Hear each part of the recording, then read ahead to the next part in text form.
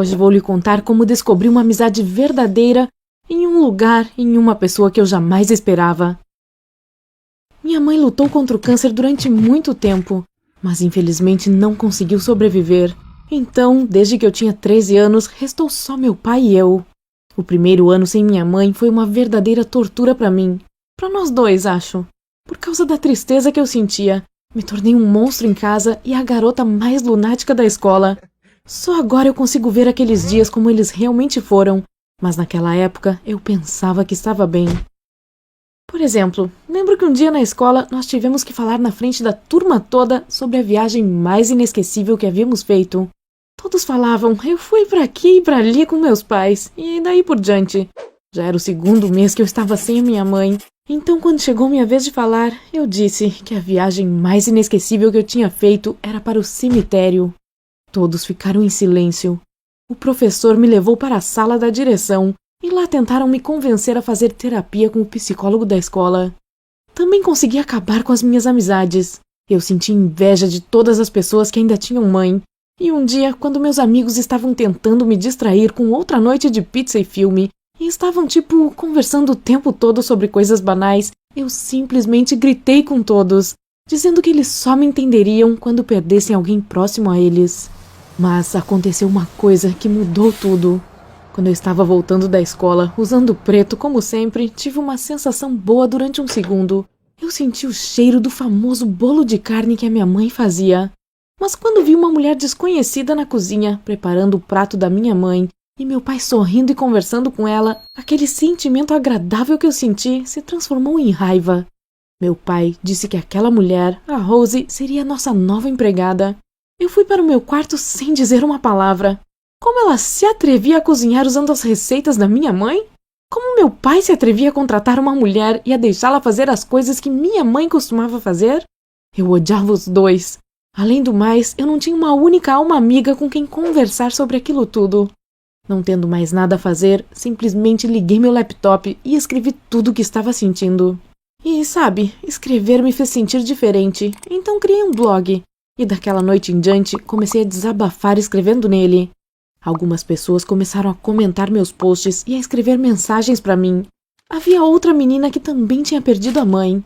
E ela parecia sentir exatamente o que eu sentia, então meio que viramos amigas.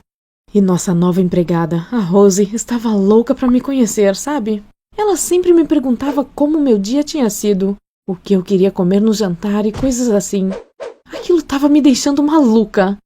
Acho que ela queria ser minha amiga, mas, sabe, eu não estava afim. E ela estava longe do topo da lista de pessoas das quais eu gostava na época. Ela era sorridente demais pro meu gosto, levando em conta que ela estava trabalhando em uma família destruída. Embora minha amiga virtual, que se chamava Claire, tivesse dito que a Rose podia estar apenas tentando alegrar nossas vidas, eu ainda achava que ela estava se envolvendo demais, justamente pelo simples fato de ser uma empregada. Eu lembro que um dia ela me fez ficar furiosa. Ela achou que eu ficaria muito bonita de rosa e me deu uma blusa horrível. No começo, tentei ser educada e disse que tinha gostado do presente, mas aí ela insistiu para que eu experimentasse. Eu não queria parecer uma porquinha e tinha certeza de que jamais a usaria, então me recusei a experimentá-la. Ela continuou dizendo o quão bonita eu ficaria com a blusa e até meu pai se juntou a ela para me convencer. Isso me deixou furiosa. Eu gritei com os dois, dizendo que odiava aquela cor, e rasguei a blusa em pedacinhos bem ali, na frente da Rose e do meu pai. Isso magoou a Rose, fazendo ela até chorar. Desde então, nós quase não conversávamos. Aí, depois de alguns meses, eu nem estava pensando na Rose ou no meu pai, quando eles anunciaram que haviam se apaixonado um pelo outro e que a Rose iria morar com a gente.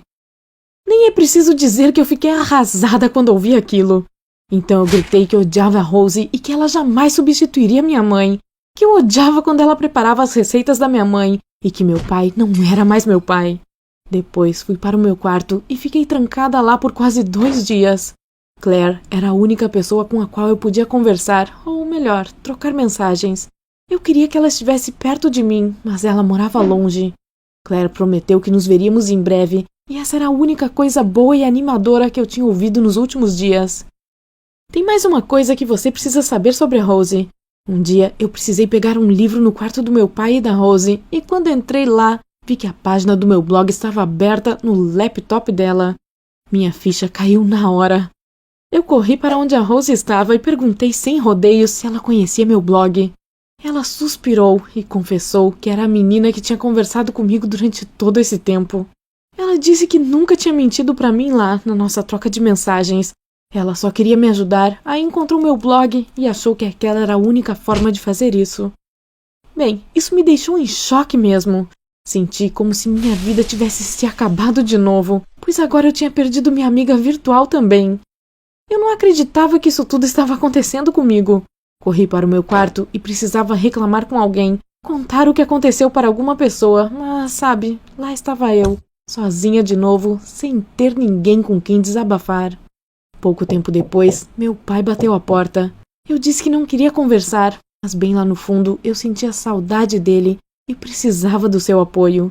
Então tivemos uma conversa e ele não começou falando da Rose, mas sim da minha mãe. Eu percebi que meu pai também a amava e sentia falta dela e que ele não queria trair a memória dela. Pelo contrário, queria nos dar a chance de seguir adiante. Em seguida, ele se levantou para sair do meu quarto e disse que se eu não suportasse de verdade a presença da Rose, ele não se casaria, pois eu sempre seria a pessoa mais importante da vida dele. Desde então, eu tenho pensado sobre essa situação e cheguei à conclusão de que nós três precisávamos conversar. Eu ainda estava magoada pelo que a Rose tinha feito, mas quero que meu pai seja feliz. E como vamos ser uma família, eu tive que dar um jeito de perdoá-la. O que você acha que eu devo fazer? Fique à vontade para clicar em curtir e para escrever algum conselho abaixo.